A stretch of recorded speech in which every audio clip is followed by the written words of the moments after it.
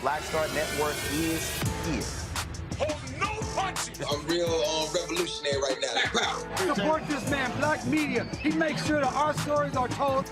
Thank you for being the voice of Black America, Roland. Stay black. I love y'all. All momentum we have now, we have to keep this going. The video looks phenomenal. See, this difference between Black Star Network and Black-owned media and something like CNN. You can't be Black-owned media and be scared. It's time to be smart. Bring your eyeballs home.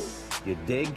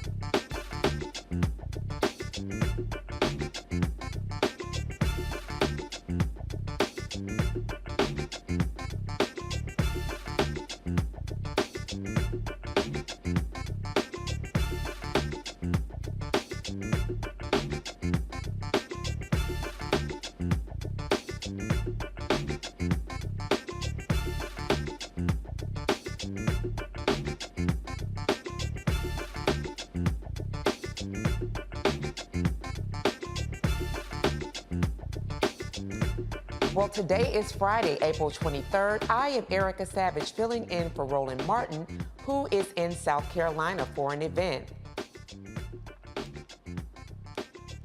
Here's what's coming up on Roland Martin Unfiltered, streaming live on the Black Star Network. San Antonio, Texas is putting police reform with Proposition A on the May 6th ballot, and Texas GOP is pushing back on the changes. We will speak with the founder and director of Act for SA about the group's effort that got Prop A on the ballot. Republicans are trying to cut the Department of Veteran Affairs budget by 22%. And as a veteran, you already know this indeed concerns me. We'll examine how the cuts could have a catastrophic impact on Black veterans and how Democrats are pushing back to keep the fight and help the department stay funded. Earth Day is coming up, but what does this mean for Black people? We will discuss how the climate crisis disproportionately impacts Black people more than any other racial or ethnic group, and how you should enjoy Earth Day to ensure our future.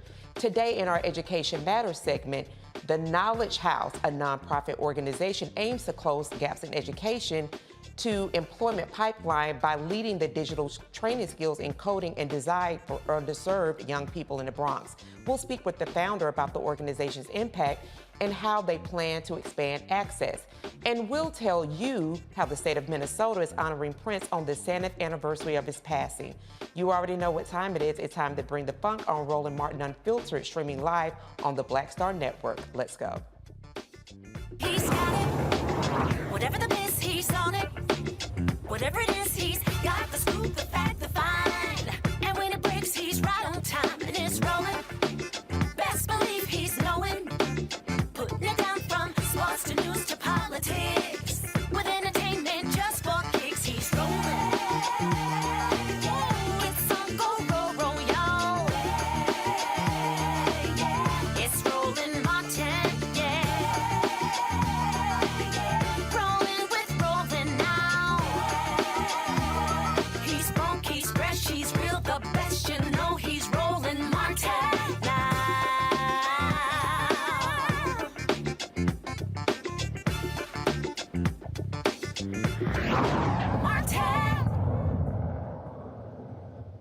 In a few weeks, folks in San Antonio, Texas will vote for significant police reforms. The initiative on the May 6th ballot is Proposition A, also called the Justice Charter. Voting yes on Prop A will do the following: establish a city justice director appointed by the mayor and city council, prohibit police from issuing citations or making arrests for certain misdemeanor marijuana possession offenses, prohibit police from enforcing criminal abortion laws, ban no-knock warrants and chokeholds by law enforcement, and use citations instead of arrests for certain misdemeanors. As you can imagine, this initiative to protect Black and brown people is being met with heavy opposition. The San Antonio Police Officers Association Political Action Committee, or PAC, is using scare tactics to deter people from voting for the reforms by putting out this ad. It's not about pot. Prop A would decriminalize shoplifting and theft of services up to $750 per incident, and graffiti up to $2,500. Radical activists want no arrests, no jail time. Voters in other cities have been tricked with devastating outcomes. Don't be duped. Prop A is not about pot, but keeping criminals out of jail. Vote against. Get the facts at itsnotaboutpot.org. Joining me from San Antonio, Texas, is Ananda Thomas, founder and director of Act for SA, the police reform group that led the effort to get the Justice Charter on the ballot. Ms. Thomas, thank you so much for joining us. So glad to have you on Roland Martin Unfiltered today.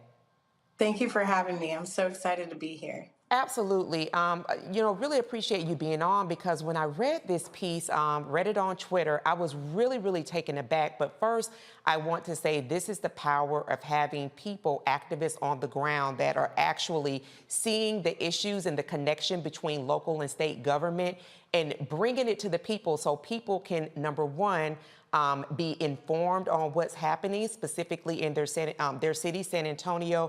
You all are the second largest city in Texas with about 1.5 million people, and you have a large population of Latinos in your community who would be impacted greatly by the specific measures. So I was very impressed with the work that you all were doing on the ground.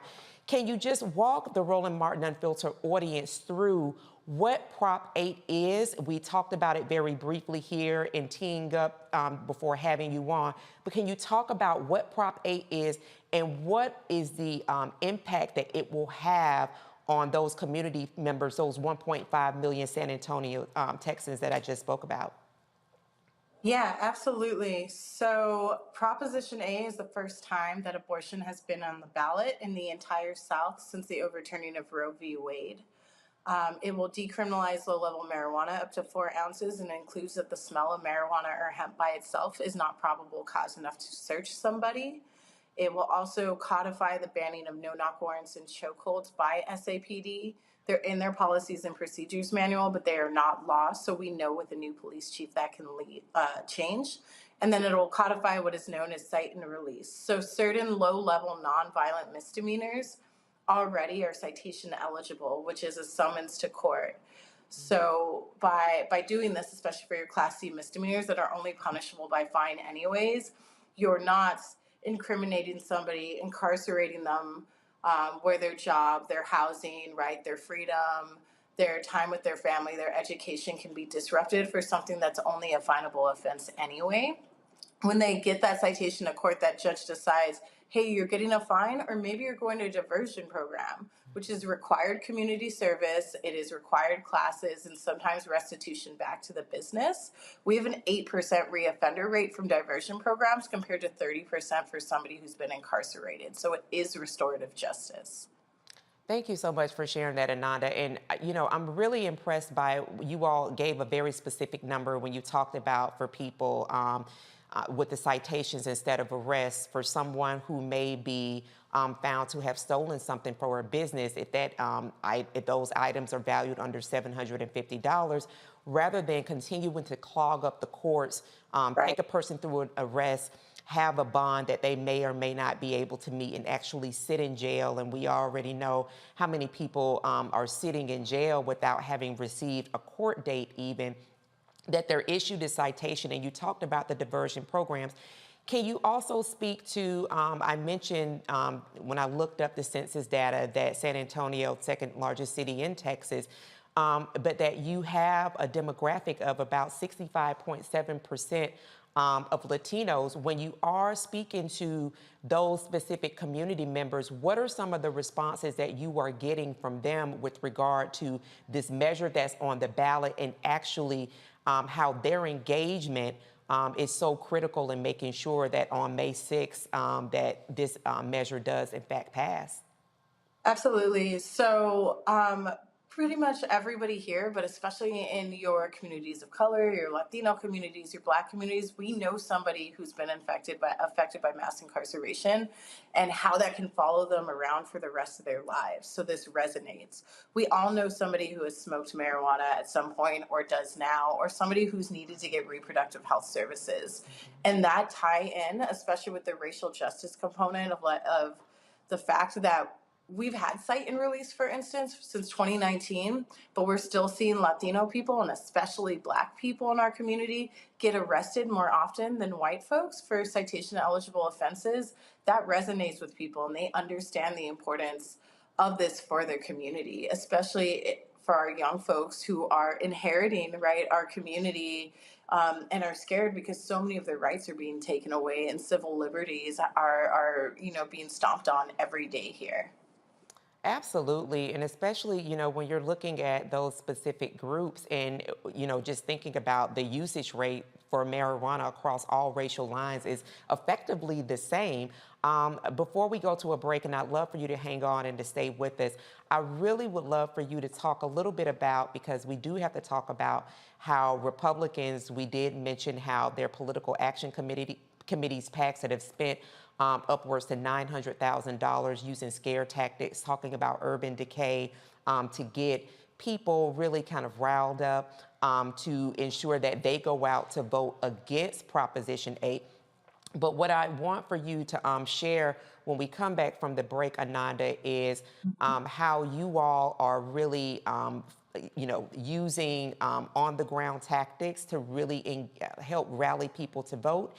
And then also what Republicans are doing in partnering with the business community to really kind of wage a fight to make sure that this proposition does not pass. So we're going to have Ananda come back on after the break. We're going to take a quick break, and there's more of what's happening in San Antonio. You do not want to miss this conversation. And then later in the show, we'll tell you about an organization making sure Black and brown people are helping to shape the future of technology with free technology education for our youth.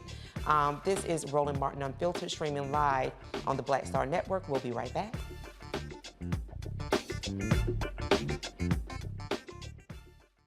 Black Star Network is here. Oh, no punches! I'm real revolutionary right now. Thank you for being the voice of Black America. All momentum we have now, we have to keep this going. The video looks phenomenal. See, this difference between Black Star Network and Black-owned media and something like CNN. You can't be Black-owned media and be scared. It's time to be smart. Bring your eyeballs home. You dig?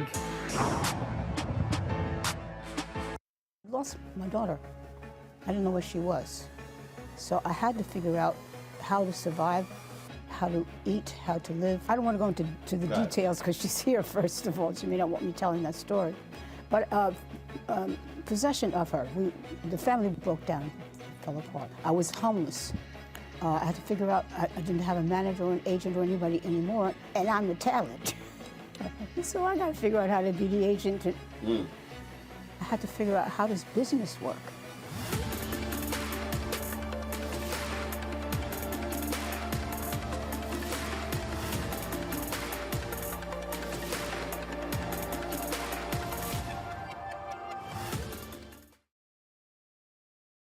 What's up, y'all? I'm Will Packard. Hello, I'm Bishop T.D.J. What up, Lana Well, and you are watching Roland Martin Unfiltered.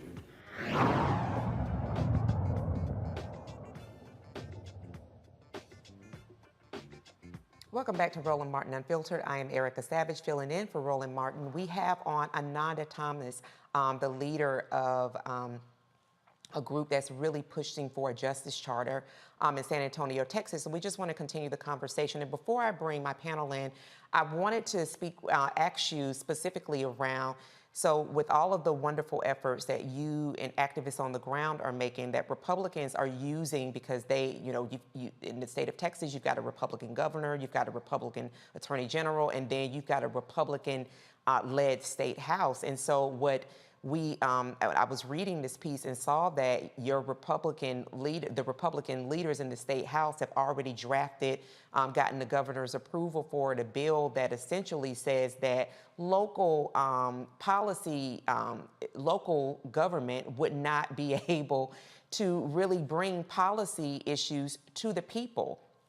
That's effectively kind of circumventing people engaging in things that do affect them. So when you're out talking to San Antonians, are you also sharing with them how their power is effectively being circumvented by their Republican-led state government, and this is why they need to make sure they get out and vote on Proposition A? Yeah, absolutely. The preemption bills are really scary. They're poorly written because it's not just the ability for us to hold our own ballot initiatives or charter amendment initiatives. This will affect us being able to control our local zoning, our employee benefits, right? For all of these things that so far we have local control over, to say, hey, we want well-paid city employees and we want the best benefits for them, or we want to have control over zoning to make sure big development is not continuing to gentrify our neighborhoods. Right. And we are talking to folks about that, letting them know we have always had the power to legislate ourselves, and that is exactly what we are doing here. Our local city leaders have been slow to move on protecting women, right, and pregnant people's rights and reproductive justice. They've been slow to codify banning of no-knock warrants and chokeholds, which we asked them to codify and was in front of them in 2020. And so when they continue to not protect us, to not fight for our rights, not to pass and codify legislation to protect our most marginalized communities, then we're going to take it to the people for a vote and have those conversations. And if they choose not to back this up or fight to not enforce this, that's just one more reason for the people to be angry enough to vote them out and put in leadership that will listen to their voters. Absolutely, could not agree more, Ananda. And just thinking about it, it'll be on the heels of Cinco de Mayo, a famous celebration of Mexican defeating the French Empire. So I'm really hoping as many people celebrate Cinco de Mayo that they absolutely make sure that they turn out to vote to ensure that Proposition A does move forward. So I'm going to go ahead and bring in my panel for questions for you. And on our panel today, we have Michael Hotep, host of the African History Network show in 313, that's in Detroit, Michigan. We also have Matt Manning, civil rights attorney out of Corpus Christi, Texas. And then we have Joe Richardson, another civil rights attorney. I am going to start with the home team, Matt Manning from out of Corpus Christi, Texas. What is your question for Ananda? So Ananda, just to give you context, I actually wrote the cite and release policy down here in Nueces County, and we had a lot of the same pushback. So my question for you is, what has been, what you've seen in terms of the media and the government responding to the actual data? Because I thought it was extremely important that you mentioned you only have an 8% recidivism rate. And what people don't know about these laws that you're talking about is that they've been on the books in the state of Texas for quite some time. It's not a new law. It's merely asking the police to use their resources better and not over-incarcerate people. So what has been the response of government when you guys say, look, it's only 8% that we're seeing reoffending in these programs? Because that's extremely compelling. Yeah, so it's really interesting because our district attorney who implemented cite and release here locally in 2019 won handily running on the fact that he implemented this program. And what we're seeing now, because there's so much pressure from the San Antonio Police Officers Association and some other political entities, we're seeing some of our city leadership who supported cite and release and decriminalization of marijuana actually walk that back right now because they are on the ballot. And, you know, they're giving into those endorsements. But at the same side, we also have other city council members and city leadership, including one of our congressmen that are standing strong with us. And when we talk to folks on the ground, it is exactly that. This has actually been in place since 2019. This is how many lives, right, we've saved from the carceral system. This is how much money we've saved. We calculated how many officer hours we saved in 2022 alone. It was 4,000 patrol hours because they were not spending 3 hours booking somebody for a joint in their pocket, right? Or a kid that tried to swipe a Monster Energy drink, or mom that was trying to get diapers to be able to, diaper her kids, right? When we're able to talk about the real situations, the money saved, the amount of officer hours that we have saved here, folks, it clicks for them. It makes sense. Thank you so much for asking that really great question. We're going to then take it to Michael. All right, Ananda, this is Michael M. Hotep. Thanks for coming on, sharing this information with us. So just curious, what has been the response from the African-American business community that oftentimes has to pay higher business insurance rates because of shoplifting, because of theft, or also because they oftentimes are in areas serving communities that may be at higher risk for shoplifting? So when we look at if it's a theft of something that is valued at $750 or less, from my understanding, they may not be prosecuted for this. So what is the response from the African-American business community regarding this clause in Proposition A? Yes. So, unfortunately, our police union has really done well to scare our business community. There's a lot of chambers of commerce that are worried that this is going to increase shoplifting. And it's just a conversation that we've had cite and release here for several years, right? This has already been a practice since even before that point, since before 2019, and that we haven't seen a rise in crime because of that, right? Cities that have cite and release and cities that don't, rises in crime post 2020 is literally because of the pandemic and because folks are in poverty. And if we are not doing something to invest in our communities to help folks rise out of poverty, then we're not truly finding a solution for the root causes of crime and what causes people to steal. It's out of desperation, right? We need to invest in mental health care. We need to invest in restorative justice. We need to raise our city out of poverty to truly address this. And then on the other side, too, is that the money that we're saving from cite and release, right? Let's find solutions and ways for that to go back to the small business community, especially like our Black-owned businesses and our Latino-owned businesses, to help them even further as they are suffering from the after effects of the pandemic.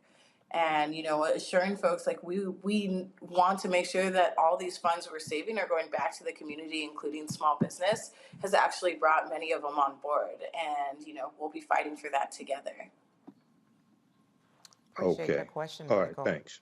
And Mr. Richardson, your question for Ananda.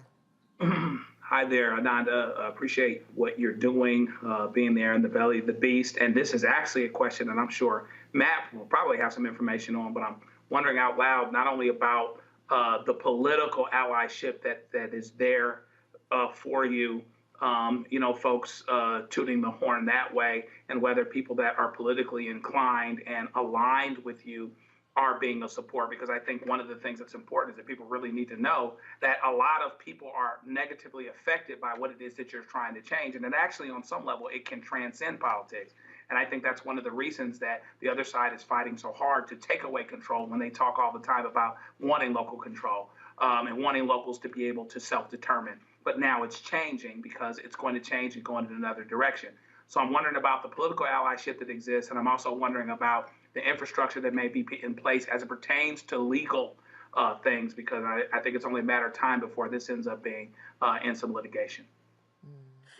Absolutely. So actually, one of the most beautiful things about this is the intersectionality and the coalition that we're building, right? So immigrant rights and immigrant justice groups have joined on this because we know that ICE here in San Antonio and across Texas is one of the first interactions that somebody has in jail.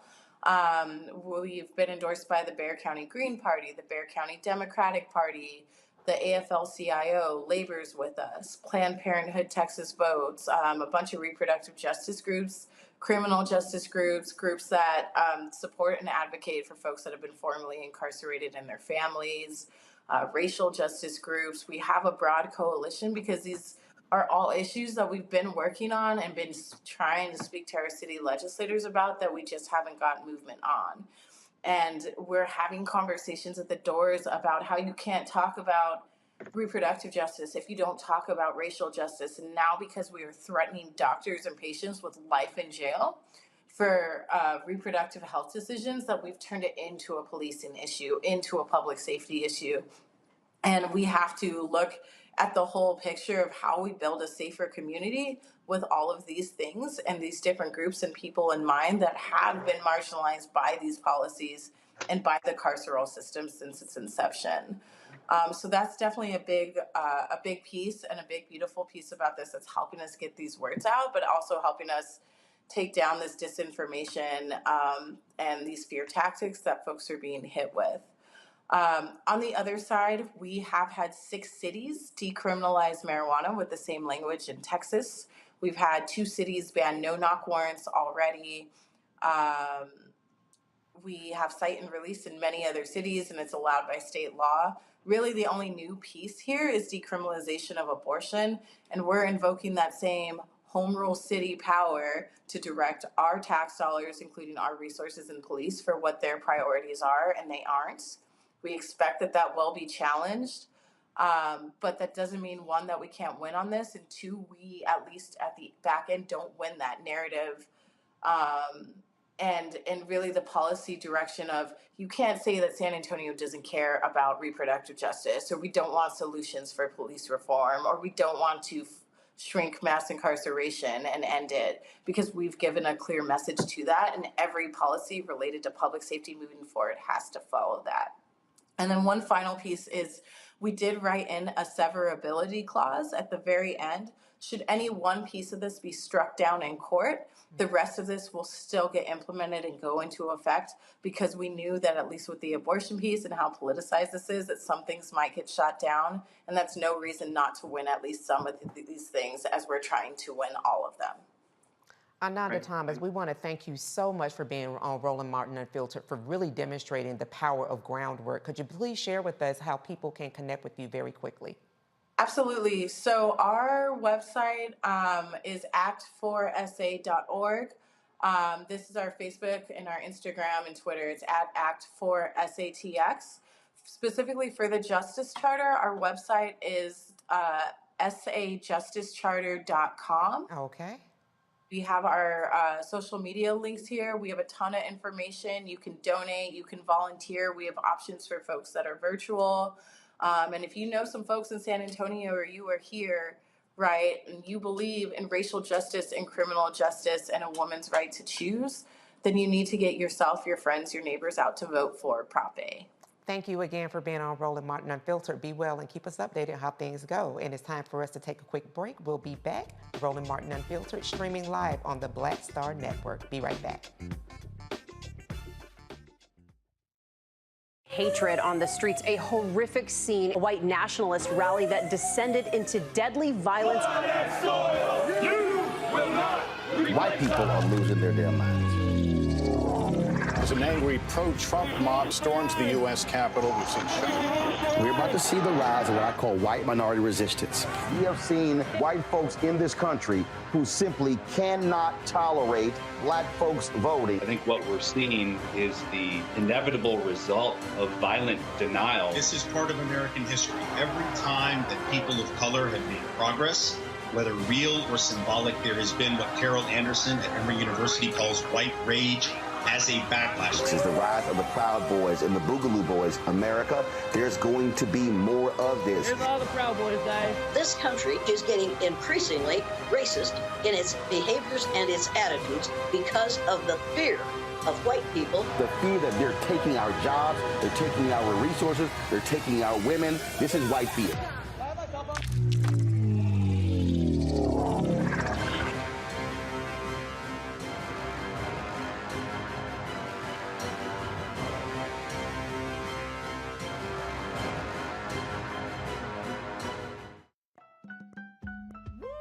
We're all impacted by the culture, whether we know it or not. From politics to music and entertainment, it's a huge part of our lives, and we're going to talk about it every day right here on The Culture with me, Faraji Muhammad, only on the Black Star Network.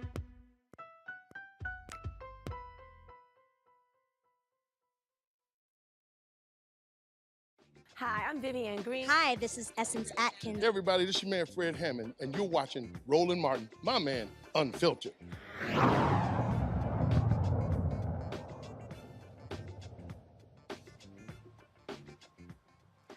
The Grand Old Party, also known as the GOP, and House Speaker Kevin McCarthy have unveiled a plan to raise the debt ceiling that will cut federal funding to several programs, including the Department of Veteran Affairs. The proposed 22% budget cut to the VA would threaten critical services for veterans. This would mean 30 million fewer veterans' outpatient visits and 81,000 jobs lost across the Veterans Health Administration, leading to longer wait times for medical care and benefits, reduced access to telehealth, and limited funding for construction projects and national cemeteries. These proposed cuts would also negatively impact veterans who access housing, food assistance, mental health, and substance abuse youth services by eliminating funding for housing choice vouchers for up to 50,000 veterans, increasing their risk of homelessness.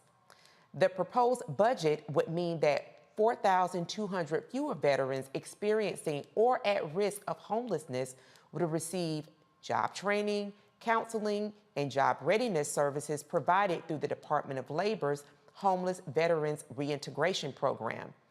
And you already know, you all, as a veteran, this greatly concerns me.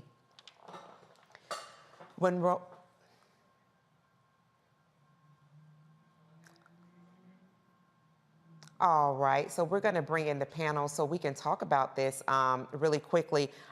You know, one of the things that really did intrigue me, and so I myself am a veteran, but I know that we all have proximity to veterans within our families or within friends. These cuts don't affect the defense funding budget, so that budget stays intact. But let's also talk about some of the other cuts that will be impacted as well.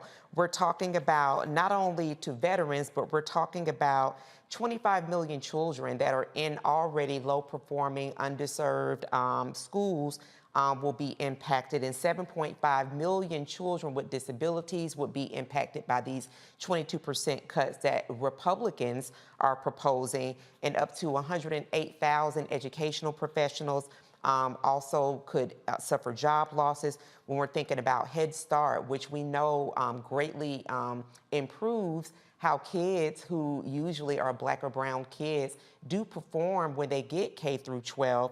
You're talking about 200,000 of those children could lose access to Head Start, and up to 108,000 children would lose child care benefits, which means that countless parents would not be able to participate in the workforce. And then thinking about our seniors, Meals on Wheels program. This is a program that is a nutritional program for our seniors, for people who are not able-bodied to go and get their meals. Some of them, this is the only hot meal or only meal that they receive. We're talking about up to 1 million people that are impacted. So I'm going to start with Joe, since you were one of the last persons on the panel to speak with our last person that we had on.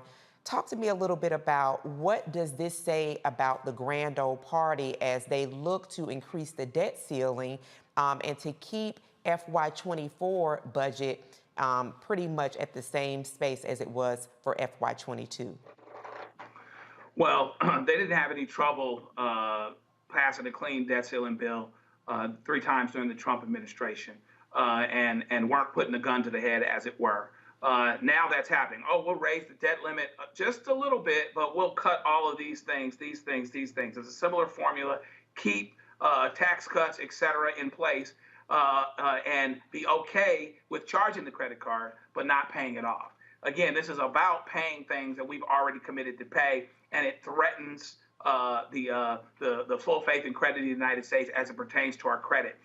In terms of connections with VA, my dad was 100% service-connected disabled vet. My mom worked for the Veterans Administration for 40 years.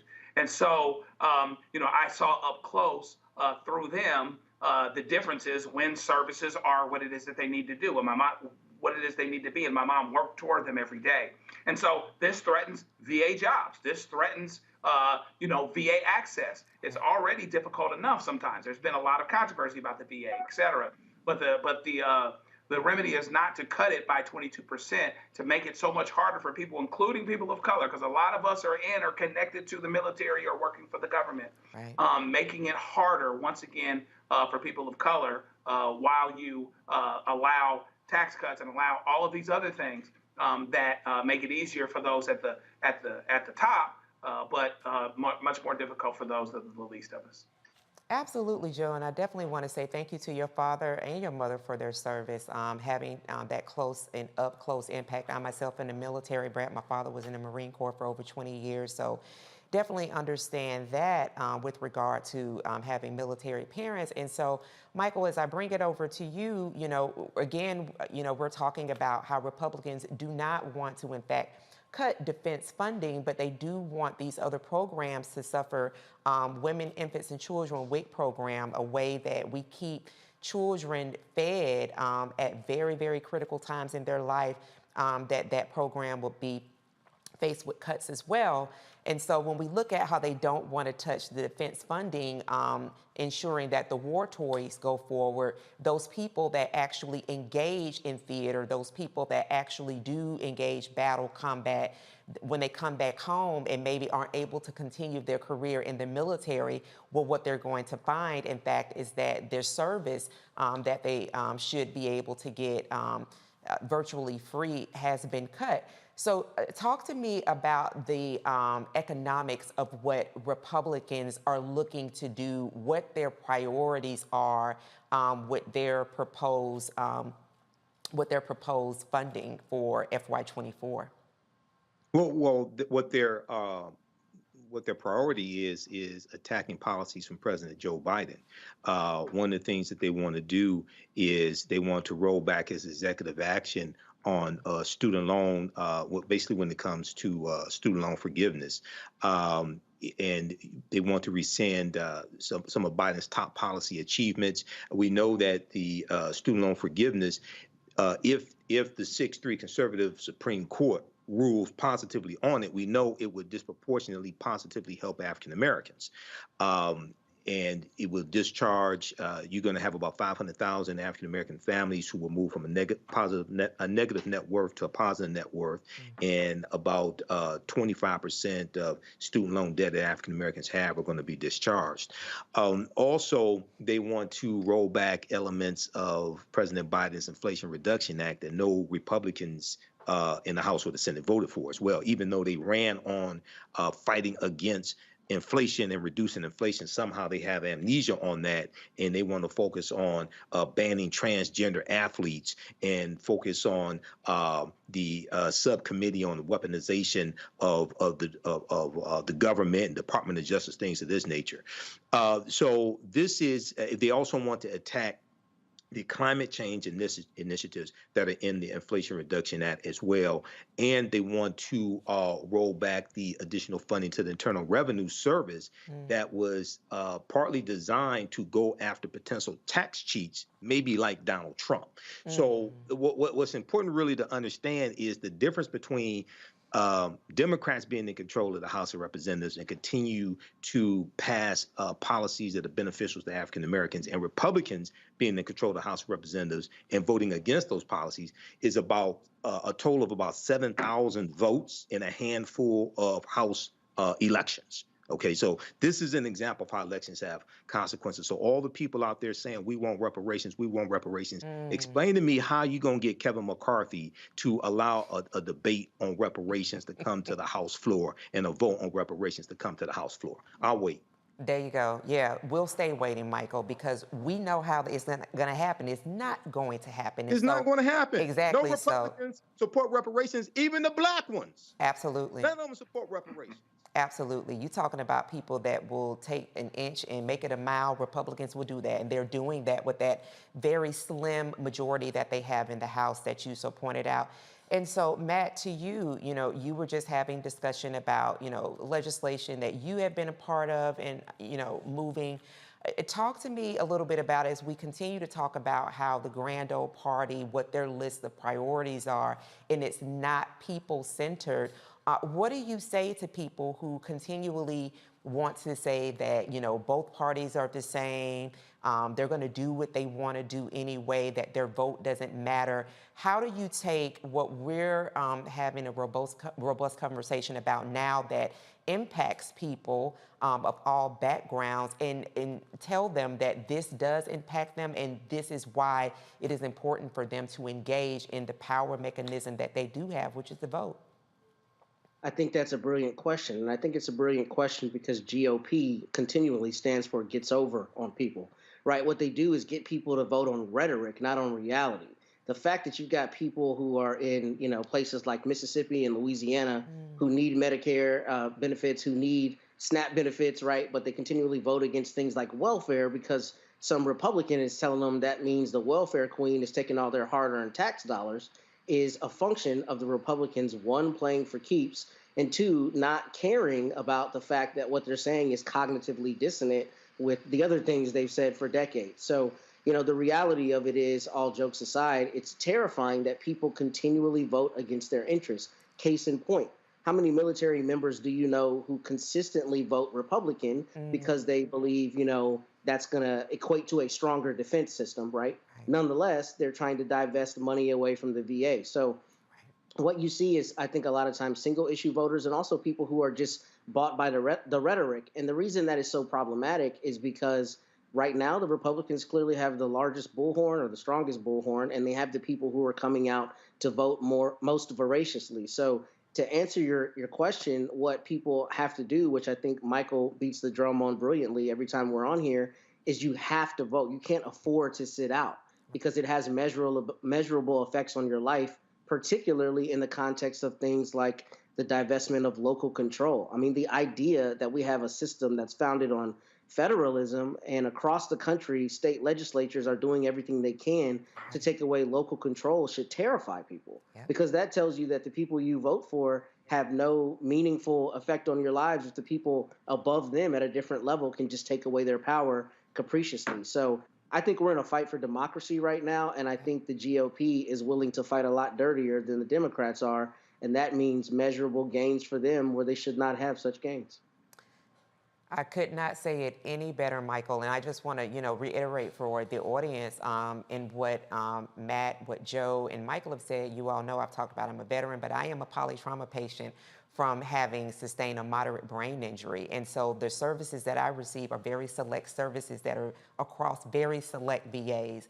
So if you don't think that your vote is important, let me tell you, I'm so glad that I am an engaged voter, that I am a person that raises my voice, because the services that I receive are a direct result of the VA having the money and the funding to actually give me the services that I need to continue to live.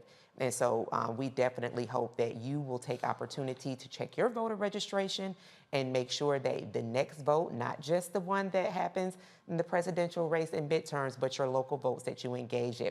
When Roland Martin Unfiltered returns, we'll tell you about news making headlines across the country, the new arrest connected to that mass shooting at the Sweet 16 birthday party in Alabama. Colin Kaepernick is helping a Georgia family whose loved one was found dead, covered in bed bugs, and one Tennessee Republican who voted to expel 2 black lawmakers resigns. Roland Martin Unfiltered continues streaming live on the Black Star Network. We will be right back. On the next Get Wealthy with me, Deborah Owens, America's Wealth Coach, Dexter Jenkins is a faith-based financial mentor with more than 20 years in the financial services industry. He's passionate about helping families build generational wealth.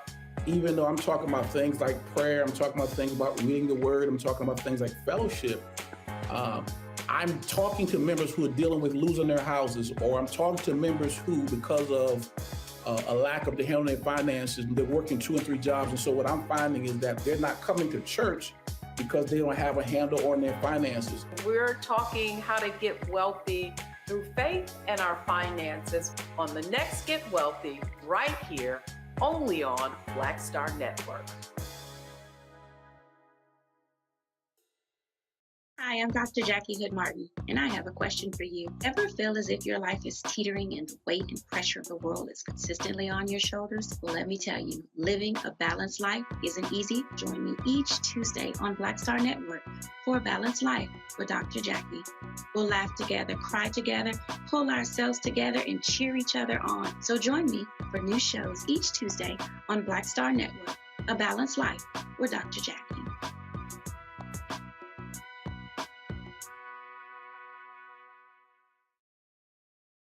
Black TV does matter, dang it. Hey, what's up, y'all? It's your boy Jacob Lattimore, and you're now watching Roland Martin right now. Yee.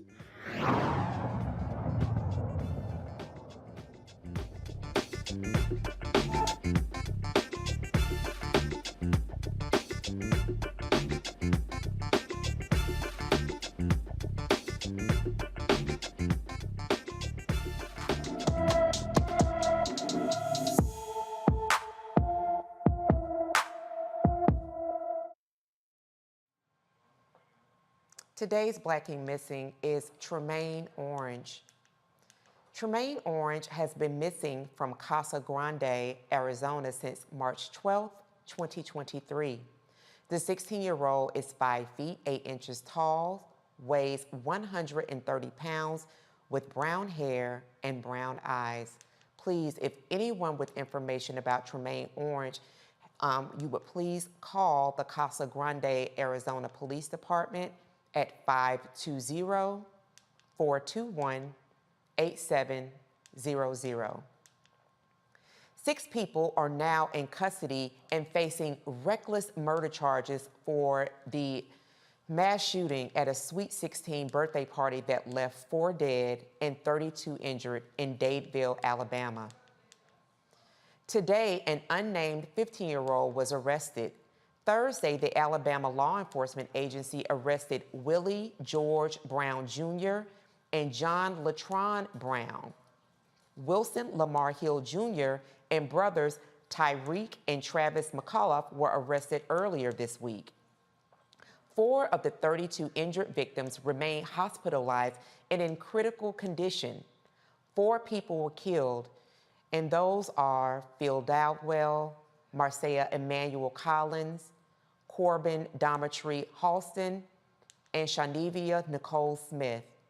The birthday party was for Dowdell's sister, Alexis.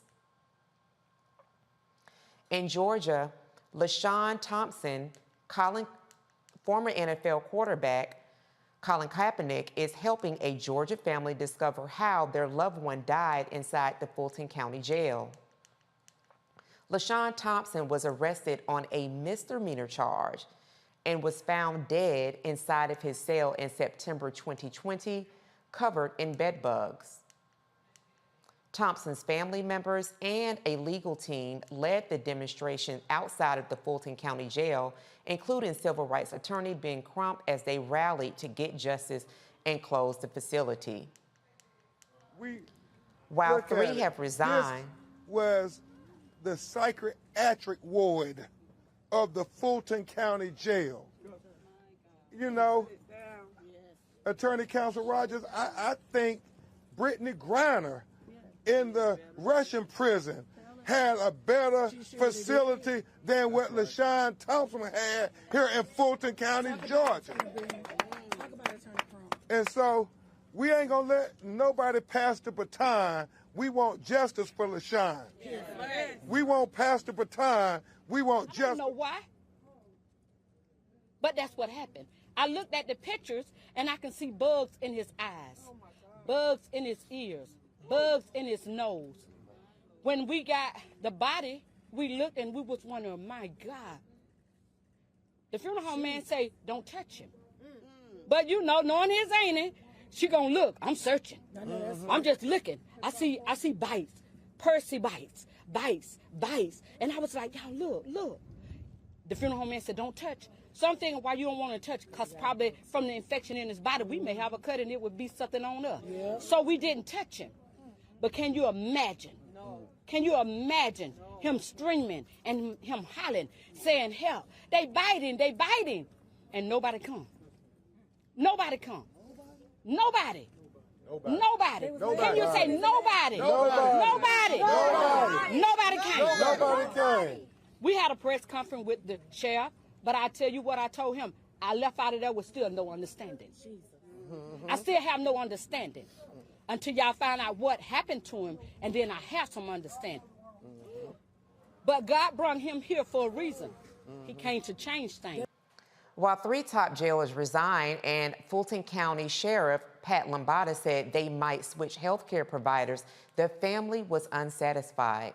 Thompson's death has attracted the attention of Senator Ossoff, chairman of the Human Rights Subcommittee, who launched an inquiry into conditions at jails across Georgia.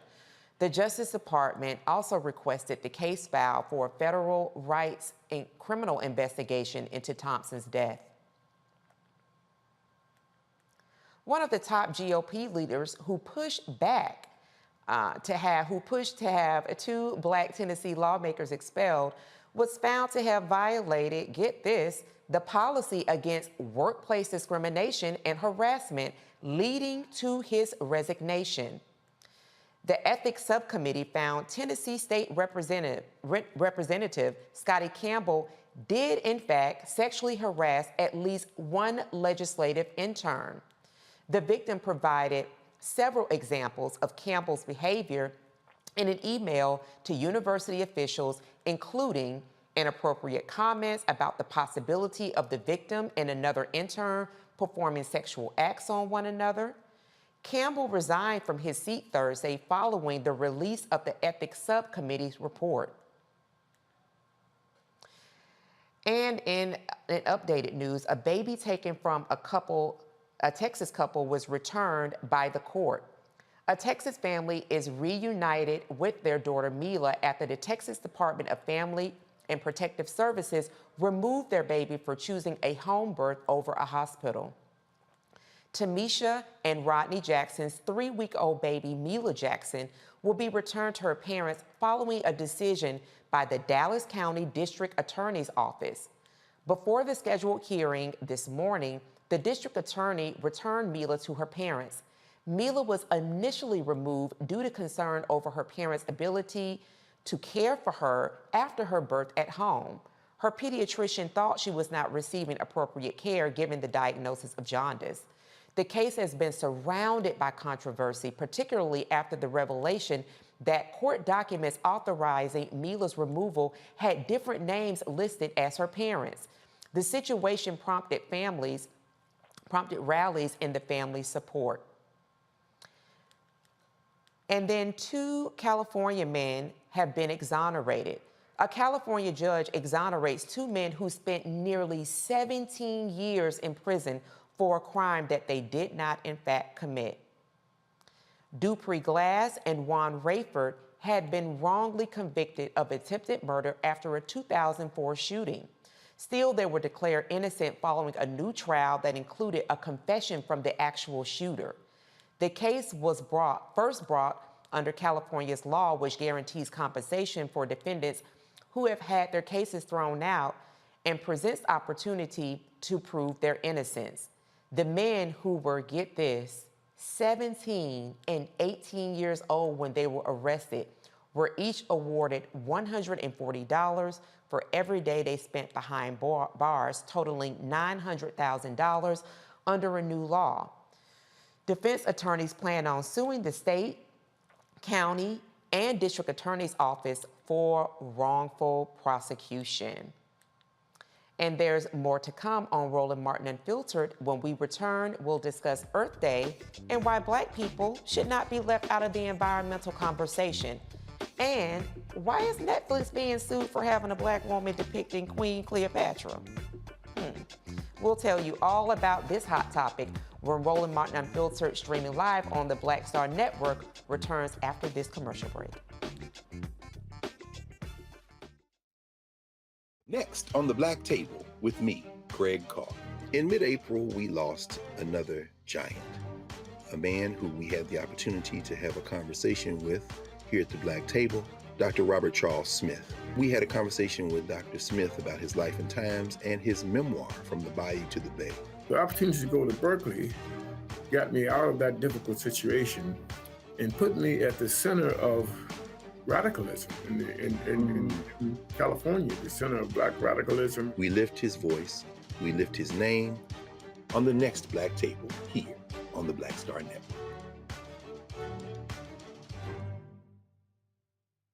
On a next, A Balanced Life with me, Dr. Jackie, we talk about a hard, cold fact. Not all healthcare is created equal in this country, especially if you're a person of color. So many of us Black families, we rely upon each other heavily. A lot of us aren't necessarily sure how to best communicate with our healthcare providers. How to take charge and balance the scales. Your life may depend on it. That's next on A Balanced Life on Black Star Network. When you talk about Blackness and what happens in Black culture, we're about covering these things that matter to us, speaking to our issues and concerns. This is a genuine people-powered movement. There's a lot of stuff that we're not getting. You get it, and you spread the word. We wish to plead our own cause. Too long have others spoken for us. We cannot tell our own story if we can't pay for it. This is about covering us. Invest in Black-owned media. Your dollars matter. We don't have to keep asking them to cover our stuff. So please support us in what we do, folks. We want to hit 2,000 people, $50 this month, raise $100,000. We're behind 100,000, so we want to hit that. Y'all money makes this possible. Check some money orders. Go to P.O. Box 57196, Washington, D.C. 20037-0196. The Cash App is $RM Unfiltered. PayPal is R Martin Unfiltered. Venmo is RM Unfiltered. Zelle is roland@rolandsmartin.com. On the next Get Wealthy with me, Deborah Owens, America's Wealth Coach, Dexter Jenkins is a faith-based financial mentor with more than 20 years in the financial services industry. He's passionate about helping families build generational wealth. Even though I'm talking about things like prayer, I'm talking about things about reading the word, I'm talking about things like fellowship, I'm talking to members who are dealing with losing their houses, or I'm talking to members who, because of a lack of the handling their finances, they're working 2 and 3 jobs. And so what I'm finding is that they're not coming to church because they don't have a handle on their finances. We're talking how to get wealthy through faith and our finances on the next Get Wealthy right here, only on Black Star Network.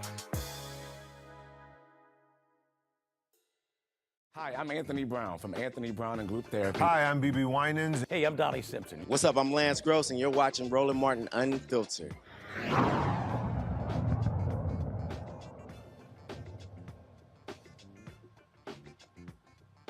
Welcome back to Roland Martin Unfiltered, streaming live on the Black Star Network. Want to bring the panel in. We're going to talk about one of those last pieces that we just covered.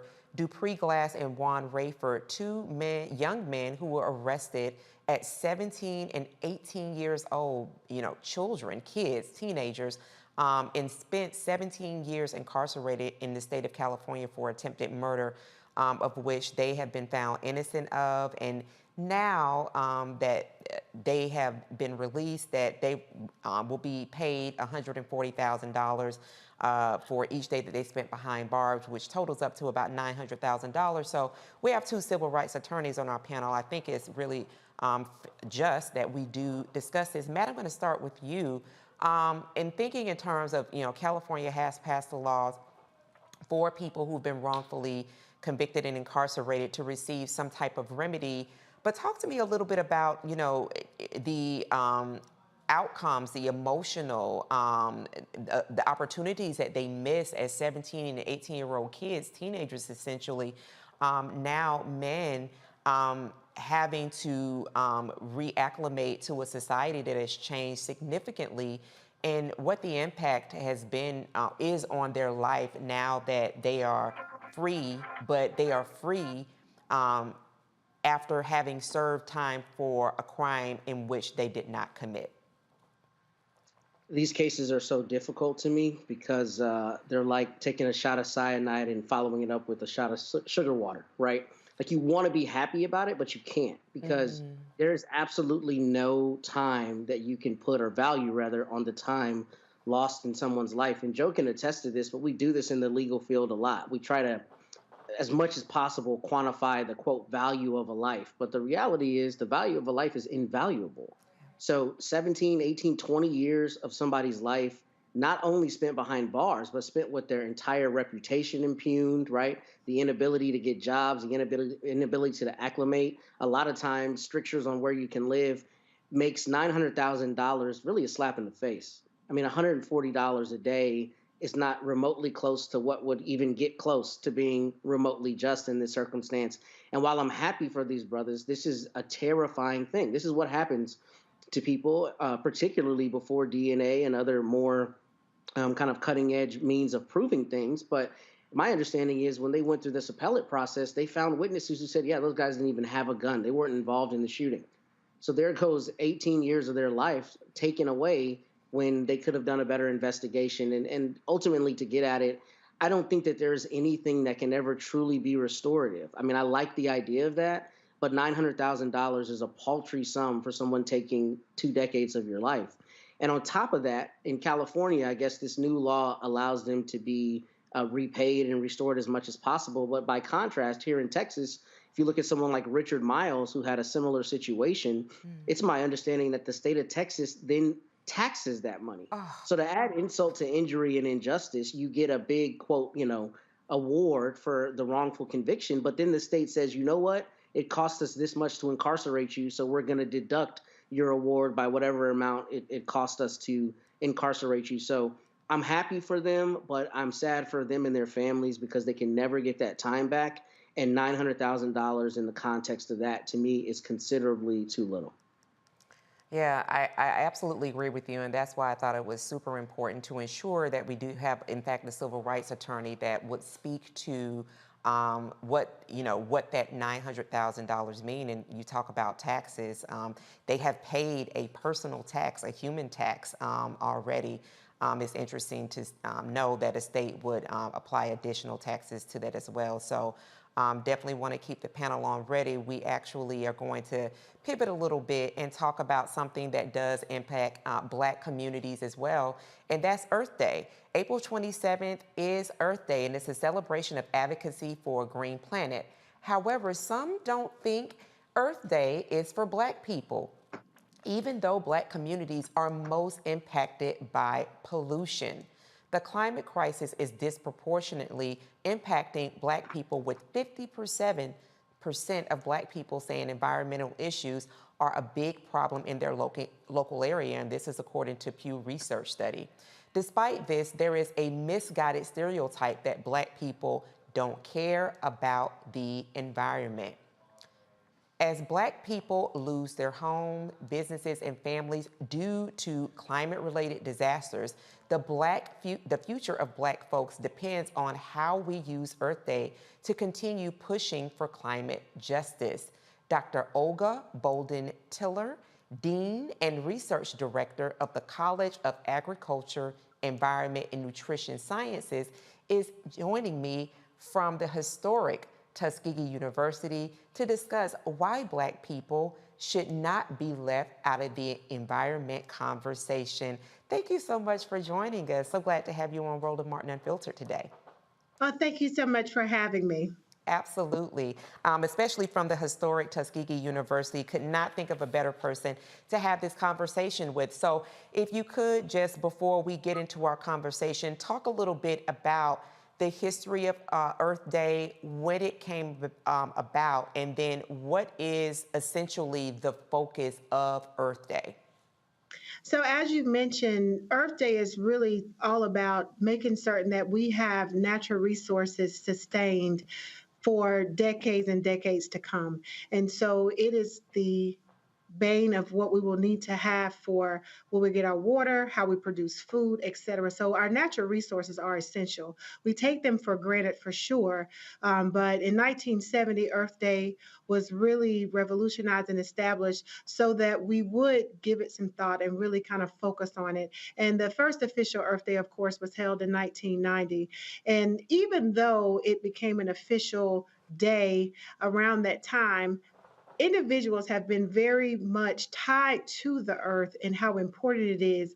Our indigenous people, African Americans, etc. In fact, many argue that George Washington Carver, pictured here in the image behind me, played an integral role with the research that he does and did related to understanding our environment and making certain that natural resources were taken into consideration in all that we do, including agriculture.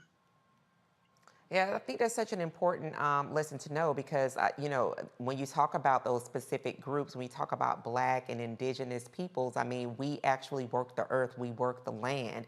But when we're talking about in current conversations with regards to Earth Day, some of the things that I've kind of read and listened to with regards to, like, you know, in many cities across these United States, there's a tax to use plastic bags. And you can probably go into any Black and brown homes and see plastic bags are stored and used for a variety of things. I myself, one of the things that I do is I keep like the canvas, the cotton bags in my car so that I can use a cotton bag. But just talking about that juxtaposition between plastic or using a cloth bag, when we're thinking about Black and Indigenous people who have worked the land and been one with land, but also been moved away from the land, and typically, unfortunately, just depending on socioeconomic status, live in communities where there's high air pollution, children's rates of asthma are really dismal, 3 to 1 of white counterparts. There's Cancer Alley in Louisiana. We're going to be talking later with environmentalists around water crisis issues that definitely are problematic in Jackson, Mississippi, and really kind of leap, unfortunately, over that of the Flint water crisis. Can you talk a little bit more around how, even though, again, Black and Indigenous people have worked the land, how we have not been included in the conversations to moving away from materials that are damaging to the earth and bringing us into a space where we feel included in the conversation and actually seeing outcomes that do provide better health outcomes for Black and Indigenous people? I think one of the things when we think about marginalization of communities, which we know has been a thing for a lot of Black, brown, and colored communities, is this marginalization. So it's not that we don't even understand some of the ramifications of things that happen in the environment. The reality is in some instances, we were not able to be a part of the conversation. In other instances, we had damage done to our communities when we think about Cancer Alley, dumping from different companies, from pollution and things of that nature. And so that gets around environmental justice as well. And so a lot of those things were not by choice. In fact, there's a very powerful film out that says, "See me in nature." So we've been a part of nature, but we haven't always necessarily been able to be a part of the conversation, and our voices haven't always been able to be heard. And so that's why it's so critical that institutions like Tuskegee University and other HBCUs really amplify these issues and really educate our communities while we now have the opportunity. And these critical conversations worldwide are so important. Absolutely, Dr. Chiller. And before I bring my panel in to ask questions, I just want to say, could you speak to some efforts that you know that are happening in local communities to help really bring Black and brown people into more of the fold when we're having these conversations around environment as well? So I mentioned the See Me in Nature film by Asia Singleton. There are other films available like Water Has No Enemy that is directed by Will Baker. Lots of discussion around environmental justice, really enlightening individuals to challenges around the environment that are in communities so that in fact we can start to have these critical conversations. We're doing that here at Tuskegee University. We're working throughout the 1890 land grant system to have system-wide conversations. And so these are very important, that we're making sure that we're having these dialogues. And then thinking about crops and how the utilization and selection of certain crops actually impact climate change and, more importantly, climate resilience. And so a lot of the work, again, as far back as George Washington Carver, Booker T. Whatley, who was another environmentalist that worked here at Tuskegee, who built on the work of Carver, those conversations certainly need to be had. And so having workshops, having events within our community to heighten awareness and really educating young people and their families about the careers that are in these green spaces so that we can make sure that we have individuals from our communities that are certified and trained so that they can be a part of these conversations and make sure that the challenges and issues that are a part of marginalized communities are a part of the conversation and addressed. Absolutely. I'm going to bring in Joe. Joe, your question for Dr. Tiller. Dr. Tiller, thanks for this important, incredibly important work that you do. I think it's important to be reminded that Earth Day and, when they call folks tree huggers and, all these other things, these are not quote, white things. These are things that affect us probably, certainly disproportionately, and it makes it all the more important that we're part of it. You started talking about it a little bit and just want to build on it a little bit more. What are the things that you're doing in your position and that Tuskegee may be doing to really bring this home for young people early on? Because one of the things that happens, Earth Day started with me when I was in college. One of the things that happened is if we create an expectation with children and we make something part of their DNA and part of their experience, then it doesn't get whited out literally or figuratively. It doesn't become this thing that belongs to other people but not to them.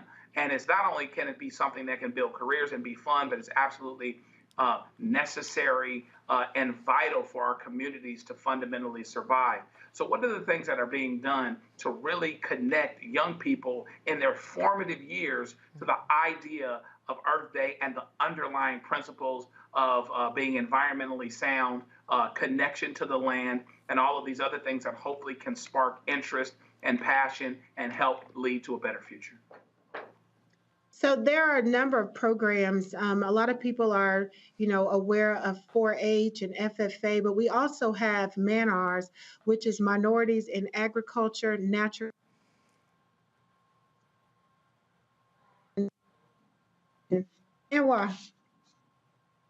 which is a national organization that really focuses on the development of minority students in K through 12. And so they get a chance to not only learn about these different careers, more importantly, they have the opportunity to see role models who are currently a part of these different careers and understand not only the value, but the opportunity in having jobs in these spaces.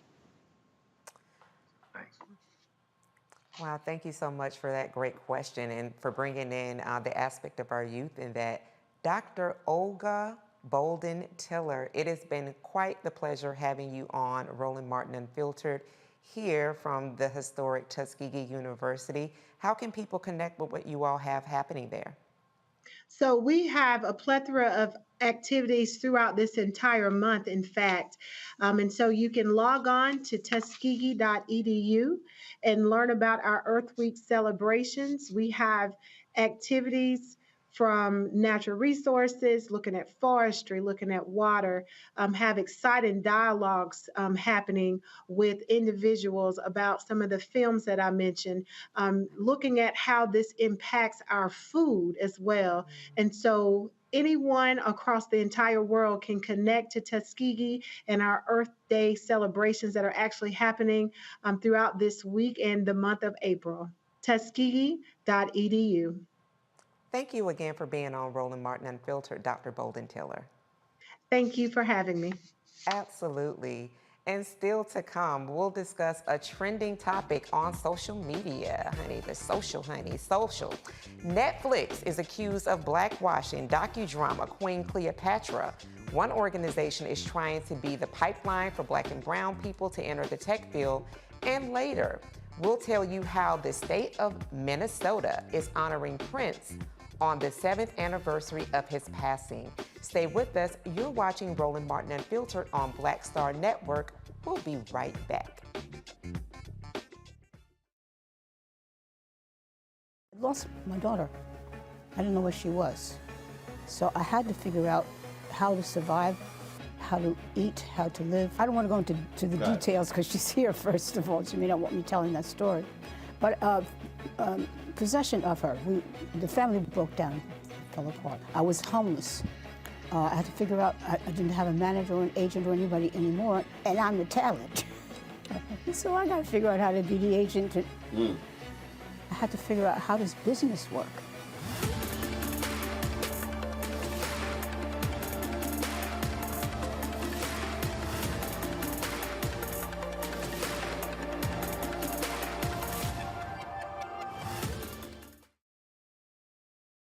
Hatred on the streets, a horrific scene, a white nationalist rally that descended into deadly violence. White people are losing their damn minds. As an angry pro-Trump mob storms the U.S. Capitol, we've seen shooting. We're about to see the rise of what I call white minority resistance.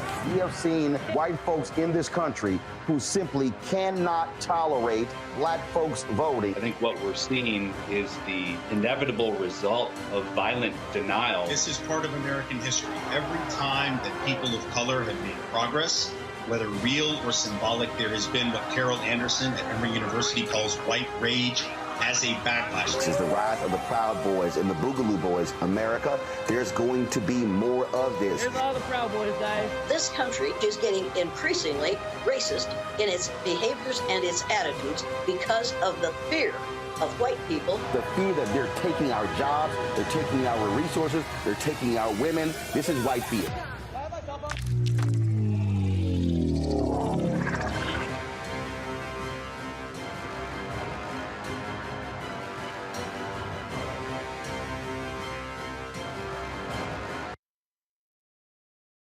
It's Kim Whitley. Yo, what's up? This your boy Ice Cube. Hey, yo, Peace World. What's going on? It's the Love King of R&B, Raheem Devon, and you're watching Roland Martin, Unfiltered.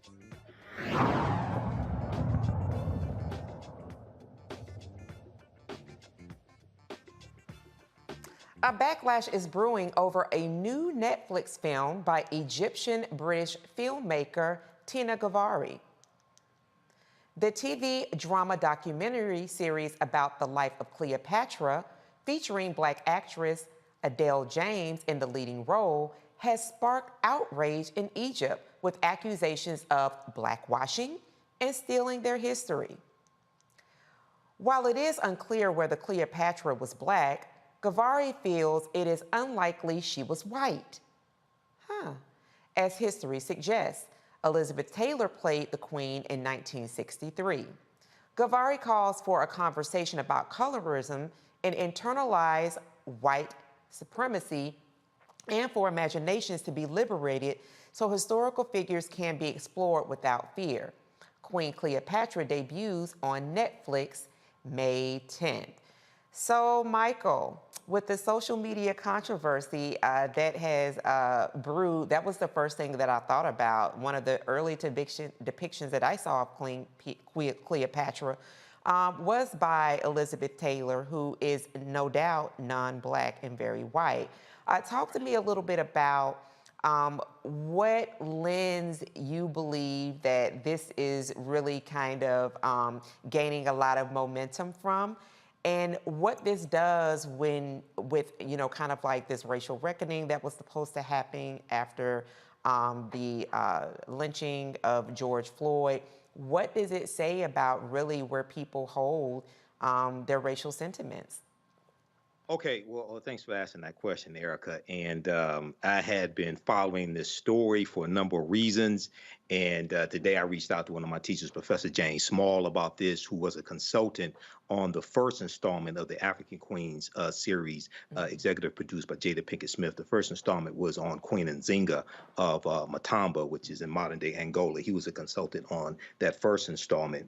And Professor Small put me in contact with one of my friends, Tony Browder, author of Non-Violent Contributions to Civilization. So this is a complicated issue. The reason why is, in looking at different articles on this, the framework of Black and white are contemporary frameworks, 17th century, 18th century, coming from people like Carl von Linnaeus and Dr. Johann Friedrich Blumenbach, who are credited with really stratifying humanity into races. Okay, in antiquity, we don't have that type of construct. So we're trying to look at something in ancient times. Cleopatra VII was born in 69 BC. In Alexandria, Egypt. We're trying to look at something in antiquity, in BC times, through through a contemporary lens. The question is when it comes to her mother and grandmother and their what we would call ethnicity. It's unclear. On the father's side, so she's in the line of what are known as the Ptolemies. The Ptolemy line comes in after Alexander the Greek, because ain't nothing great about him. After Alexander the Greek invades Egypt in 332 BC, and then Ptolemy the First Soter-Lagi takes over in 323 BC. And these are Greeks, okay? So she is looked at as possibly being Egyptian, African, partially on her mother or grandmother's side. It's not conclusive. However, I think it was, I like the depiction. This installment comes out May 10th, okay? So I've just seen the trailer. I like the depiction coming from this series dealing with African queens. Now, the backlash coming from Egyptians, and we got to be careful of that term Egyptian, because we're dealing with Egypt basically after it was conquered by Arabs, and the Arabs invade in 639 AD and conquer in 642 AD.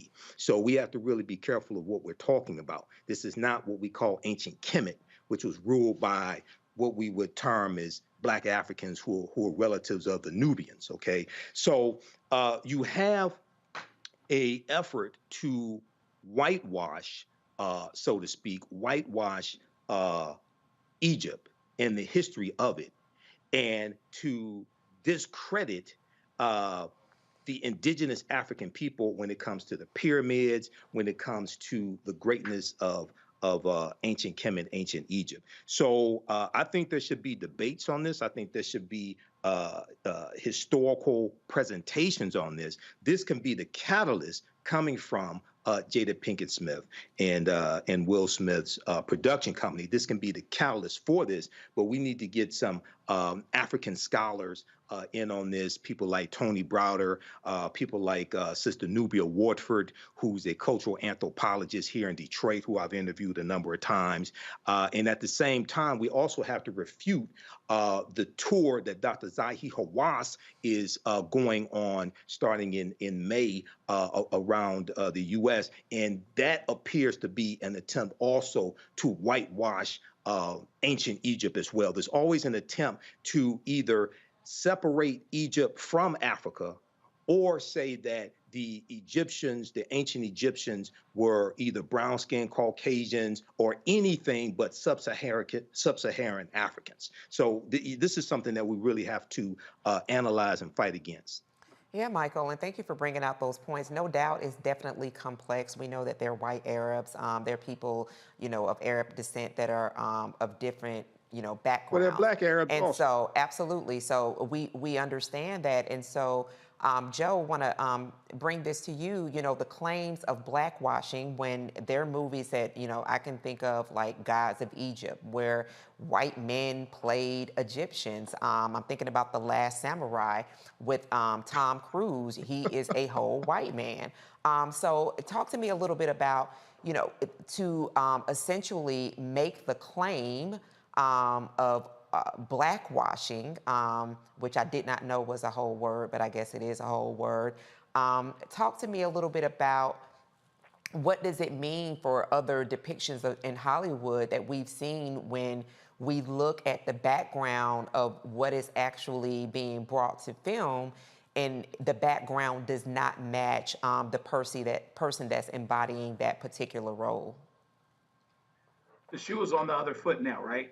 This lends to the larger narrative and the larger fear about being outnumbered, about being majority minority where the rest of the world is. I mean, if they're concerned about blackwashing right now, well, listen, they should be much more understanding about what we've been dealing with for a long, long time, whether it's inventions, whether it's, historical context for things that happened in Africa, creating the pyramids. We can go a long way and have a long conversation about things that have been misconstrued and directly actually lied about, because one of the things that happens, frankly, is that when you're in charge, you decide. I mean, I was getting ready to say H-E-L-L, the word, but I was getting ready to say Jesus after the word. I'm getting ready to say, heck, Jesus is historically inaccurate on the board. They even took the Son of God. Come on. And flipped that. Come on. And so at the end of the day, what happens is when you want something, you want it to be yours, you change it to look like you, et cetera, et cetera, et cetera. But if we want to be truthful,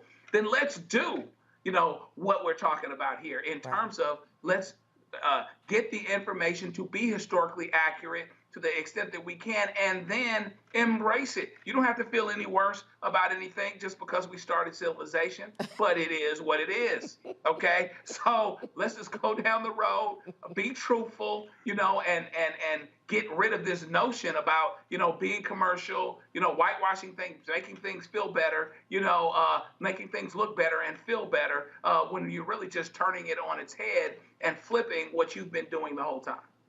Absolutely, could not agree more. And Matt, to bring in the last point that Joe just made in terms of the truthfulness piece, when you think about the depictions of Jesus, he pretty much has a perm and is, white, essentially, when, it's described as something very, very different in the Holy Script. But we've been really dealing in a lot of elements of truth not being brought to certain communities, right? So when we're talking about, whether it's talking about Proposition A, remedies that will be made for Black and brown communities that will be of good effect for them, whether we're talking about environmental impact for Black and brown communities, truths that really do matter in terms of ensuring that Black, brown, and indigenous communities are protected. Very quickly before we go to break, can you just share a little bit about what it would mean if this film is essentially not allowed to move forward on May 10th with the depiction of Queen Cleopatra as a Black, as a brown woman?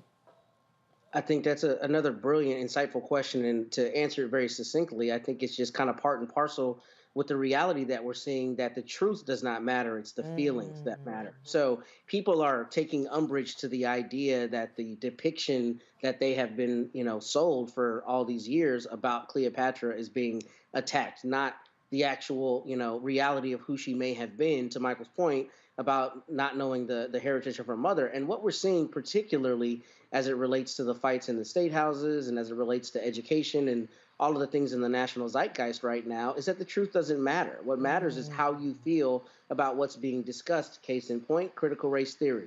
1% of people have any idea what that actually means. What they hear is race, so the truth of what's being taught or not being taught is immaterial. It's how people feel about that buzzword race, right?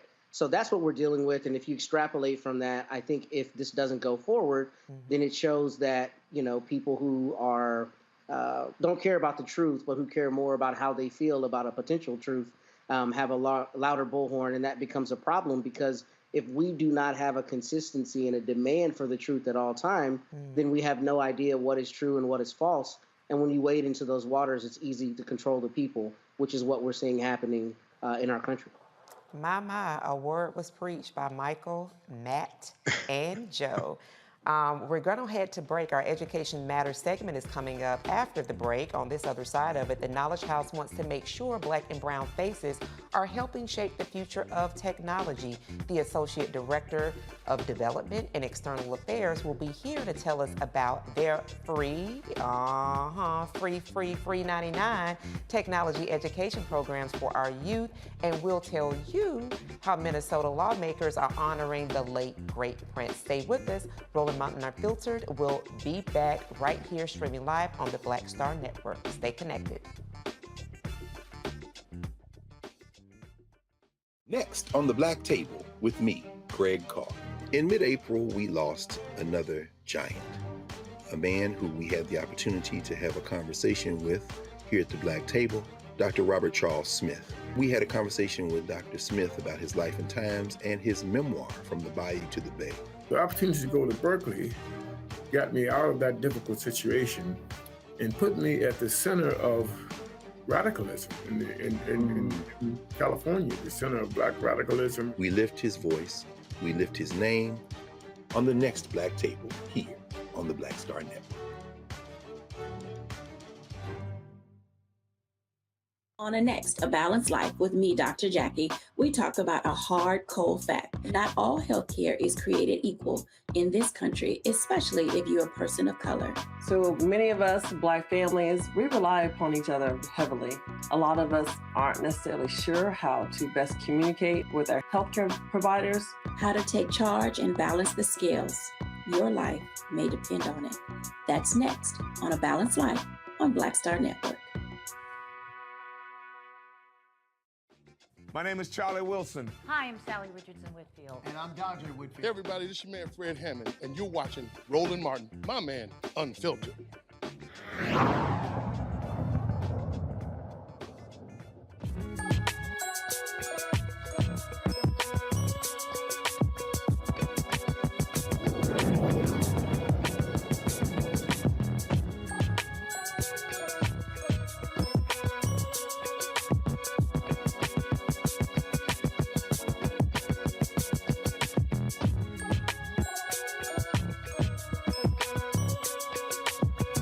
With the onset of AI, Chat GT, Black and brown faces need to be included in shaping the future of the rise of technology-based companies. The Knowledge House aims to close the gaps in the education to employment pipeline by leading digital skills training in coding and design for underserved young people. Antoinette J. Gregg, the Associate Director of Development and External Affairs of the Knowledge House, is joining me from New York to explain their free technology education programs. Welcome. We're so glad to have you, Ms. Gregg. Hi, thank you. Good evening. I'm so happy to be here. Glad to see you. Absolutely. Oh gosh, we're so glad to have you. So please talk a little bit more about what the Knowledge House is doing. I understand that the offering, the recruitment offerings, the mentorship offerings that you all will be bringing will be available in Atlanta, New York, LA, and I believe it's Newark, New Jersey as well. Can you talk to us a little bit about what the Knowledge House is offering, and then what specifically will you be offering in those 4 cities? Yeah, so the Knowledge House is an organization that has its roots in the Bronx. We make sure to help Black and brown aspiring technologists really empower them to go into careers in tech. We know that tech is the future. And so being able to train along 4 different tracks within our adult program and also helping high schoolers start a path towards tech is our main focus. We have 2 fellowships. The first, I said, is a high school program. We actually was created with Kareem Carbouche. I don't know if y'all know who that is, but that is French Montana.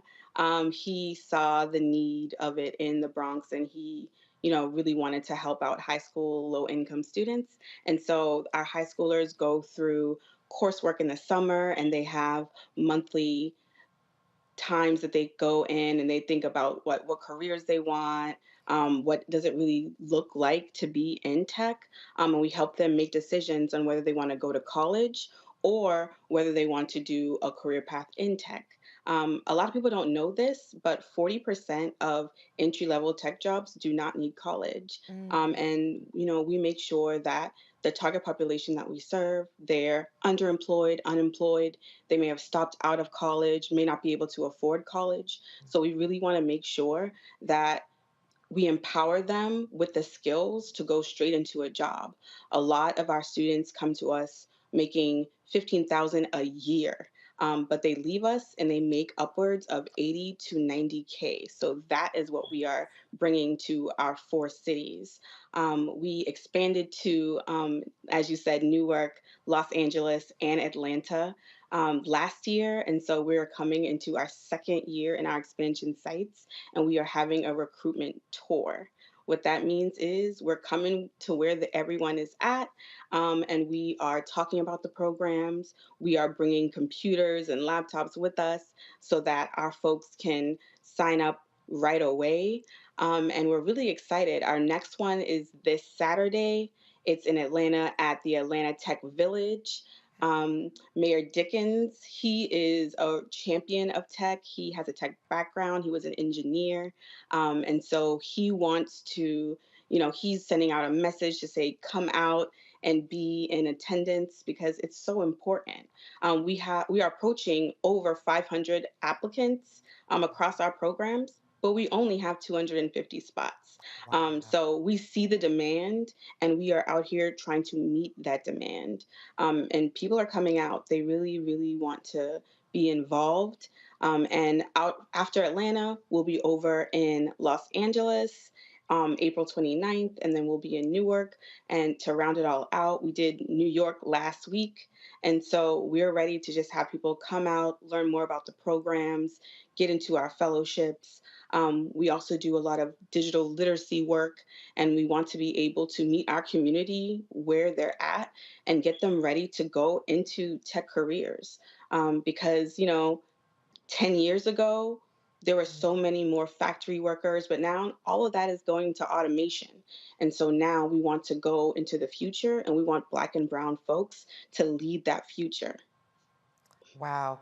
It sounds like, when you talked about that income, those it would definitely be helpful as we continue to see rising housing costs. So that's definitely a bonus. Before I bring my panel in with their specific questions, just want to make sure this is for those aged 16 to 36. Yes. Yeah. We help, our core age is 16 to 36. Okay. We call them opportunity youth. But we also, we help out seniors, anyone who actually career changers are really big right now, especially after the pandemic, and, people trying to understand how to really get involved and get into a career that's going to last. Yeah. So, but our core programming, yes, is 16 to 36.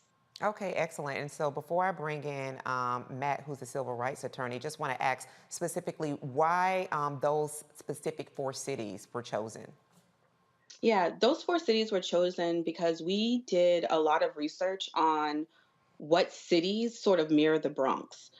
Because we started in the Bronx, where in the South Bronx to be specific, where it's still to this day the poorest congressional district in the nation, we knew that there is this untapped talent, underestimated population that can really just go into a year-long program free, get this skill set that they need, and then be able to thrive with a real meaningful wage. And so when we were looking at other cities, we saw that Atlanta was that type of city. We saw that Newark was that type of city. We saw Los Angeles was that type of city. Not only looking for that target population, but also looking at what tech is doing in certain cities. So these cities are also places where there's burgeoning tech ecosystems. A lot of startups are there. A lot of headquarters to different places are there. For in Atlanta specifically, there's Delta there. There's Mercedes-Benz. Everyone really thinks about the sort of quintessential Salesforces, the Googles, and things like that. But every company, for all intents and purposes, is now a tech company. They need a website. They have an app. Like there's all these different ways in which engineers, data scientists, cybersecurity specialists, UX UI design folks can go in and be a real value add. So we definitely want the population. We want the employers to actually pipeline students into these jobs, because if there's no jobs, then we can't be in that city. And then the last thing is just making sure that we have, just this sort of cyclical need, and the community really, really wants it, because the target population can be there, but if the community isn't invested, then it's harder for us to go into a city and find those people and meet those people where they're at, help them with wraparound services, like, when you talk about housing insecurity, food insecurity, and to make sure that they can persist through our program. So that's why, we chose those cities. That was a really good question. Thank you. Excellent. That's good information to know. Matt, your question for Antoinette. Yeah, so my question for you is what conversations are y'all having or what training are you doing as it relates to ethics in tech? And I ask because with the onset of AI, there are a lot of conversations about responsible use of tech, right? And even social responsibility in that respect. So how does that fit into the program at the Knowledge House, if at all? Yeah, so for our direct service, 90% of our staff is Black and Brown. So our students see technologists every single day in every aspect. When we have tutors and mentors, we go to the ERG groups within these big companies, and we make sure that we're getting to the Black people, we're getting to the brown people so that we're able to make sure that, all of the sort of imposter syndromes and the ideas that you don't fit are there. The first step is getting people in the door. Tech is still very white and very male. So our sort of main goal is to first get people in the door and get them stayed in the door.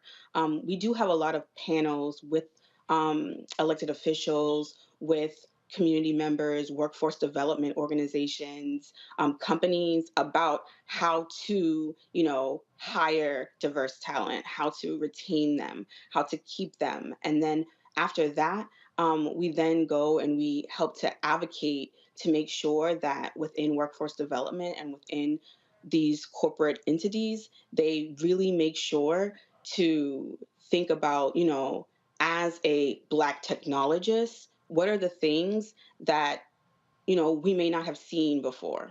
And when you talk about AI, a lot of people also talk about when, you go to the bathroom to do the automatic hand dryers and it just doesn't work. And it's because when they go to test those things, it's normally white hands that test those things. So being able to make sure you have a diverse array of people to actually test these things, to make this code, to just be there to actually bear in mind what we need and how technology is going to affect Black and brown folks means that we have to have the numbers first.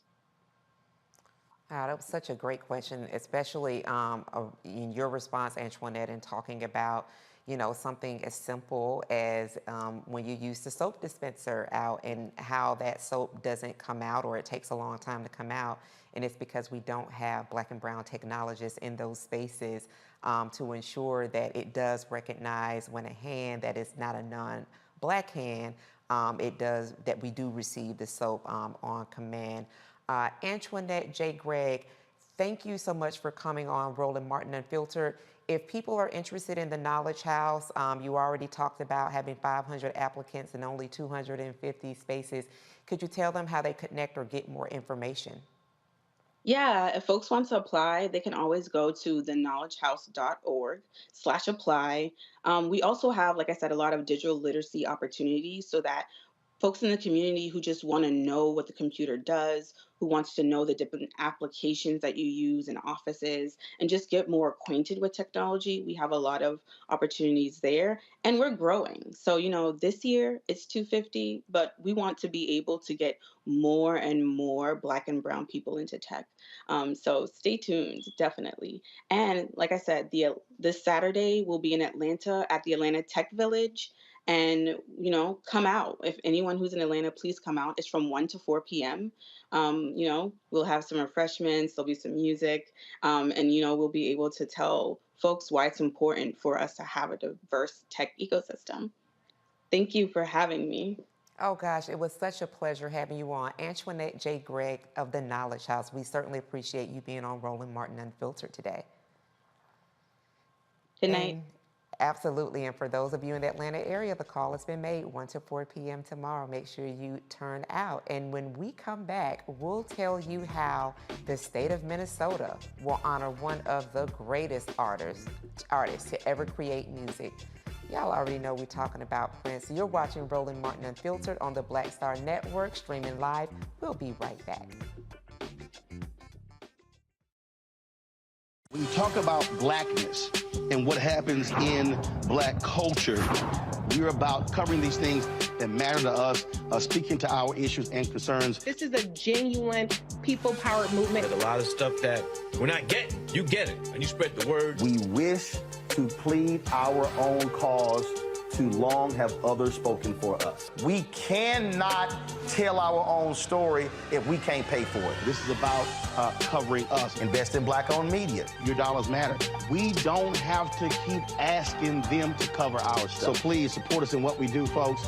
We want to hit 2,000 people, $50 this month, raise $100,000. We're behind 100,000, so we want to hit that. Y'all money makes this possible. Checks and money orders go to P.O. Box 57196, Washington, D.C. 20037-0196. The Cash App is $RM Unfiltered. PayPal is R Martin Unfiltered. Venmo is RM Unfiltered. Zelle is roland@rolandsmartin.com. On a next, A Balanced Life with me, Dr. Jackie, we talk about a hard, cold fact. Not all healthcare is created equal in this country, especially if you're a person of color. So many of us, Black families, we rely upon each other heavily. A lot of us aren't necessarily sure how to best communicate with our healthcare providers. How to take charge and balance the scales. Your life may depend on it. That's next on A Balanced Life on Black Star Network. Hey, I'm Cupid, the maker of the Cupid Shuffle and the Wham Dance. What's going on? This is Tobias Trevelyan. And if you're ready, you are listening to and you are watching Roland Martin Unfiltered.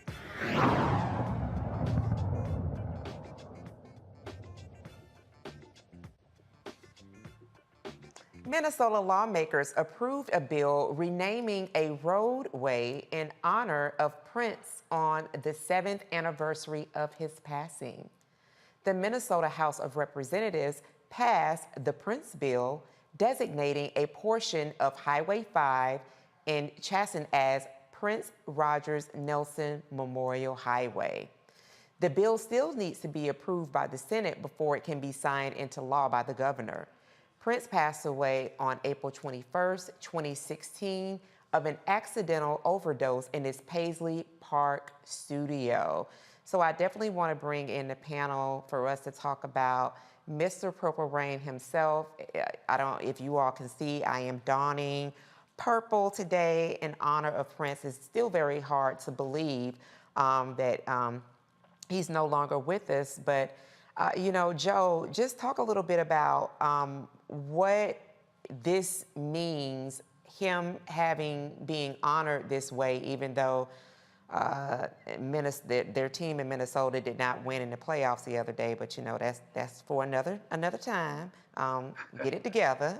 The Nuggets did beat them, but what does this mean? Prince having this part of this roadway, hopefully be approved in the Senate in the Minnesota State House. And what is your fondest memory of the artist that we formerly knew as Prince? Oh, to get asked a music question, this is what it's all about. Years ago, long ago and far away, I thought that I would be primarily an entertainment lawyer because I was a liner notes person. I appeared at Billboard magazine. I knew what song was number one, who had the publishing, who had the label. So Prince, 5 number one pop hits, 19 top 10 hits, 47 on the chart. On the black chart, R&B, 8 number ones, 23 top 10s, and 60 songs. He's probably the most prolific artist that I ever saw in terms of how often he kept coming out. And years ago, after the church that was occupying the Forum decided not to occupy it anymore, Prince decided single-handedly to try to keep the Forum open. He did about 10 or 15 shows in LA. This is in 2011. I was lucky enough to be at one of those shows with tickets for $25. And that night he had Maceo on the horns and he did 5 encores, 5. And I'm so glad that I was able to see him, and I saw him twice. I saw him also at what's now Crypto.com with Staples back in 2004. Yeah. And the Prince family tree, Jimmy Jam and Terry Lewis, Alexander O'Neal, Morris Day and the Time, all of these guys that were influenced by him and who are so prominent in what we do now. I've had the privilege of interviewing Jimmy Jam. And so I was so glad that I was able to see him and bear witness to what he did live. He was so prolific, and he could leave everything to the imagination or nothing at all. He played every instrument. He was truly a self-contained artist. And even though I love Michael, and I hate that I didn't get to see Michael, people would compare him. If you had $10, you would buy one album or the other, but they were very, very different artists. Prince was just an incredible storyteller, wrote for a lot of other folks, but he was all about his music and all about his art. And so I am glad for this piece of recognition. My wife grew up in Minneapolis, and of course is a Prince fan. Didn't want to go with me to those concerts, though. I said, well, baby, I told you. But in any event, we're just glad he's getting the recognition. Wow. Thank you for hitting us with all of those factoids and a little bit on the personal as well, too. I mean, he definitely impacted music, and he's just a once in a generation. We're going to round it out with Michael. Michael, a fond Prince memory, and what are your thoughts about this part of the roadway being named in honor of Prince Rogers Nelson, a prolific artist of our time? Well, number one, you see I'm wearing a purple tie, number one. Two, I'm a huge Prince fan. I think this is very important, but also Prince did study history as well. So I think it would be important. I don't know if they already have it, but they need to have some type of music scholarships as well, and do something also centered around history, because Prince studied history also. So he played 27 instruments. I think I first found out about Prince in 1981. I was in like 6th grade, okay, and controversy came out. I remember when 1999 came out, double LP. I bought the double LP. I remember when Purple Rain came out. I went to go see it in the theater. Totally blown away, not just by Prince, but also by Apollonia Katera as well. Come on. That sister out also. But this is, I mean, Prince changed the game with his high heels, his ruffles, things like this. He was an innovator when it came to fashion also. Yeah. And I never got to see him perform live. I did see Morris Day and The Time perform live. They put on a hell of a show. Yeah, they blew everybody away. So I think people need to study Prince. And one thing I take away, I used to play the saxophone. So I have an affinity for like live instruments, not sampling. But live instruments and creating music organically. I used to be able to read music also. So long live the king, Prince Rogers Nelson. Oh, gosh. And we're going to wrap it up here very quickly. Matt, your thoughts, fondest memory on Prince in about 30 seconds. I'm not quite as long in the tooth as Michael and Joe. Shade. Yeah, all the thing is Prince. I'll be 52 June 7th. Shout out to Julius Shepard, my good brother from Howard, who has been making that Prince versus MJ argument for the 20 years since we were in school. So he's been right. He stays right. And I hope everybody puts on their raspberry berets, gets in their little red Corvettes, and drives down Highway 5 until the doves cry. So shout out to the GOAT. That is such a beautiful way to round it out. I want to say special thank you to the panel for joining us tonight. Matt, Joe, Michael, such a pleasure to be on with you all tonight. And that does it for us on Roland Martin Unfiltered. I want to thank you, the Roland Martin Unfiltered audience, for being connected. Make sure that you contribute. Also want to thank Roland for allowing me to keep the whole seat warm for today. Thank you for all that you do watching and supporting. And be sure to download the Black Star Network app. Have a great weekend. And in the words of Roland, holla. Be well, everyone. See you Monday.